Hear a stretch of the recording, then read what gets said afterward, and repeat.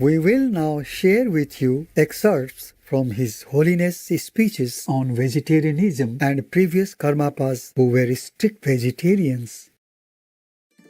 A few years ago, at one of the Kaju Molans, I spoke about the topic of vegetarianism giving up eating meat. You could say it was an announcement, but it was really like making a suggestion. Since then, many years have passed, and over the years, I have heard people say various things. Some people have even said, "Oh, Ogyen Trinley Dorje says that if you don't give up eating meat, then you are not a Kajupa." Now, it actually wasn't me who said that. It was the 8th Karmapa Mache Dorje who said that. So it wasn't my idea. And it's not like I said you better give up meat or else you are not a Kajupa.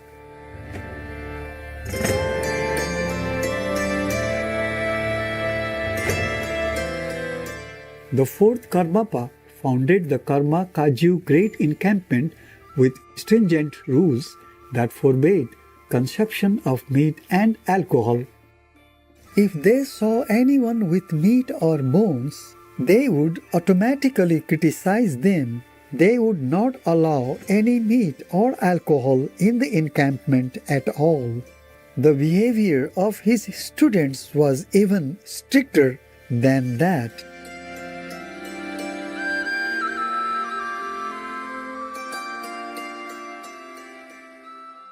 Great Encampment Rules. In general, the encampment had very strict rules on meat. They did not begin these rules during the time of the 8th Karmapa. They were ancient rules established long prior to that by previous Karmapas. How do we know this? There is a text by the 9th Karmapa Wangchuk Dorje called the Great Rule Book for the Encampment, the Ornament of the World, which says that the examples of Dujong Langpa, 5th Karmapa, Deji Sheppa, 6th Karmapa, Thongwa Donden, and 7th Karmapa, Chodrak Gyatso are similar.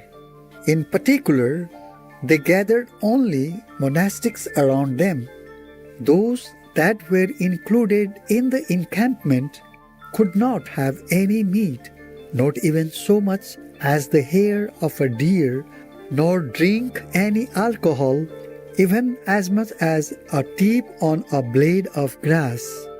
They performed untold actions of the higher states and many customs of Sutra and Tantra and of the true traditions. Afterwards, Mache Dorje did not waver from such deeds and examples.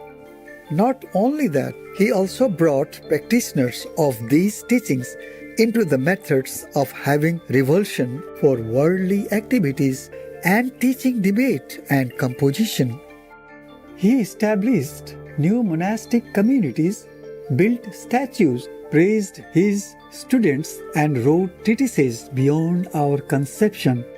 He guided his students to have confidence in our own and the oceans of the other schools. His influence and kindness are indescribable.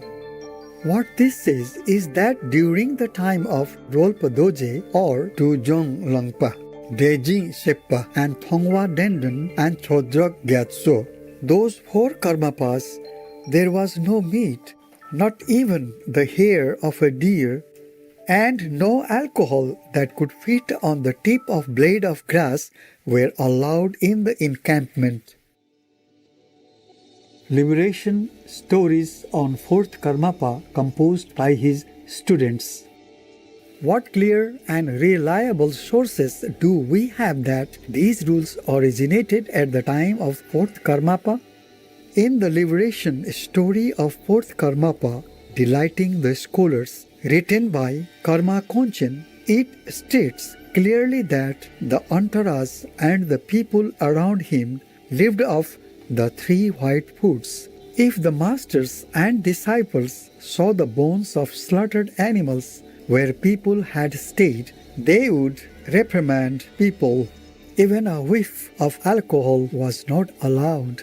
And he brought everyone into pure conduct within the encampment. There is also a life story written by the fourth Karmapa's student, Charpa Kumpangpa, which says that there was no way even the tiniest bit of meat or the mere scent of alcohol could be in the encampment. It says that his conduct was the perfection of purity and the power of his compassion extremely great. When people gathered in the hundreds of thousands at the most, or the minimum 500, the greatest developed samatha and insight, some developed certainty and the meaning of the words. Even the least continually recited mantras to give up the killing of sentient beings and to recite the names of the Buddhas. This example of benefiting beings is inconceivable. So during the life of Rolpa Dorje, liberation stories by his direct disciples describe this very clearly, and these are good sources. 8th Karmapa Mache Dorje's strict views on meat eating. Likewise, if you read the 8th Karmapa's commentary on the Vinaya, the orbit of the sun that clearly illuminates the world, it states that when doing the Gator and Mahakal rituals at the end of the year, meat should not be included in those offerings. He not only banned eating meat in the great encampment, but he promoted vegetarianism to Tibetans all over Tibet. In the index of the 8 Karmapa's collected works, there is also an advice to Tibetans as to why it is inappropriate to eat the meat of defenseless animals. Thus, we can see that the 8th Karmapa not only forbade meat eating in the great encampment, but also encouraged vegetarianism all over Tibet.